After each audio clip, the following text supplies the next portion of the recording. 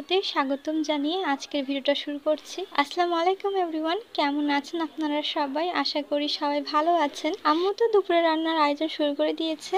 দেখো ডাঁটা, আম, কাঁঠালের বিচি, বরফ জমে গেছে। এই কাঁঠালের বিচিগুলো আমাদের কাঁঠাল গাছের, তা আম্মু ফ্রোজেন করে রেখেছিল, যার কারণে অসময়ে খাওয়া হচ্ছে। আজকে কচু শাক রান্না করা হবে, তা আম্মু কচু শাকগুলো ধুয়ে নিচ্ছে।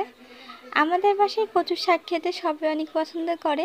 আমরা যখনই নানির বাসায় যাই তখন নানিরা কচু শাক রান্না করে, কারণ আমরা অনেক খেতে পছন্দ করি সেজন্য। এদিকে আমি কাঁঠালের বিচিগুলো কেটে নিচ্ছি। আজকে ডালও রান্না করা হবে। কয়দিন থেকে রাজশাহীতে অনেক গরম পড়ছে, প্রচণ্ড গরমে আর কোনো কিছুই ভালো লাগছে না। তো আম্মু আজকে কাঠু ডাঁটাও রান্না করবে শসা দিয়ে। তো এদিকে শাকের জন্য পেঁয়াজ মরিচ কেটে নিয়েছে। আজকে যেহেতু শাক রান্না করা হবে তো পেঁয়াজ মরিচ একটু বেশি করে কাটা হয়েছে। এদিকে তো কচুর শাক সিদ্ধ করে নেওয়া হচ্ছে। আম্মু যখনই কচুর শাক রান্না করে প্রথমে সিদ্ধ করে নেয়, তারপরে আলাদাভাবে পেঁয়াজ মরিচ তেলে ভেজে দেয়, মানে ভাজা পেঁয়াজ মরিচের সঙ্গে আবার রান্না করা হয়।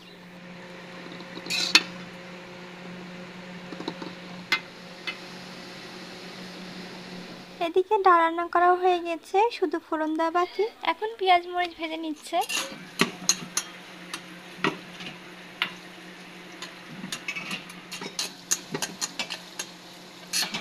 এই তো কচু শাক রান্না করা হচ্ছে, তো আর কিছুক্ষণের মধ্যে রান্না করা হয়ে যাবে। এদিকে কেটে রাখা কাঁঠালের বিচিগুলো প্রেসার কুকারে দিয়ে দেওয়া হয়েছে। আম্মু প্রথমে কাঁঠালের বিচিগুলো সেদ্ধ করে নিবে হলুদ দিয়ে, আর দিয়েছিল লবণ। তরকারি রান্না করার জন্য কড়াই আস্ত জিরা আর তেল দিয়ে দেওয়া হয়েছে। এখন দিয়ে দিচ্ছি কেটে রাখা পেঁয়াজ আর মরিচ, আর সঙ্গে আদা রসুন বাটাও দিয়ে দেওয়া হলো।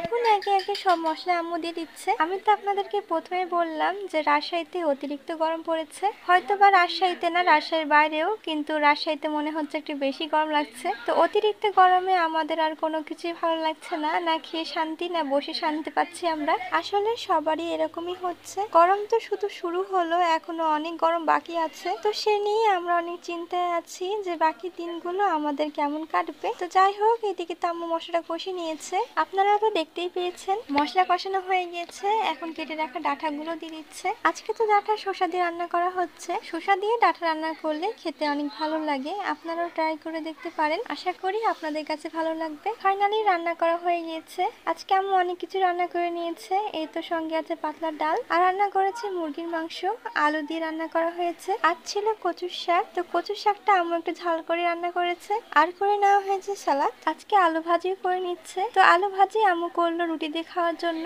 আর করে নিয়েছে সুজির হালুয়া। এইভাবে নরম করে সুজির হালুয়া আমাদের কমই খাওয়া হয়। আর রান্না করে নিয়েছে সেমাই। তো আম্মু কয়দিন থেকে বলছিল সেমাই রান্না করবে শুকনা করে, তো লাচ্চা সেমাইটা আম্মু শুকনা করে রান্না করেছে। আলহামদুলিল্লাহ আমাদের মাছগুলো ভালো আছে। এদিকে আমাদের পাখির বাচ্চা দুটো ভালো আছে, তো অনেকটাই বড় হয়েছে আগের থেকে।